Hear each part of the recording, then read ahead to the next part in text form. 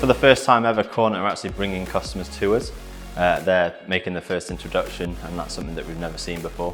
Obviously that's a massive benefit for ShirtMonkey because we're literally having customers handed over to us.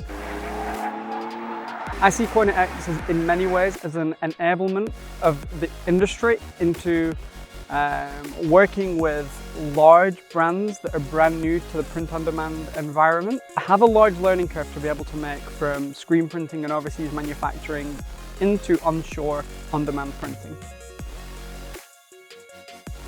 Retailers can't stock all the products that they have online in all the sizes forever. So having a print-on-demand model means that as they receive orders, they feed into us, we can deliver them in the same amount of time, but print on demand. So nobody's stocking anything. That brings down storage costs, it brings down carbon footprint. So it's a great thing for us and for them.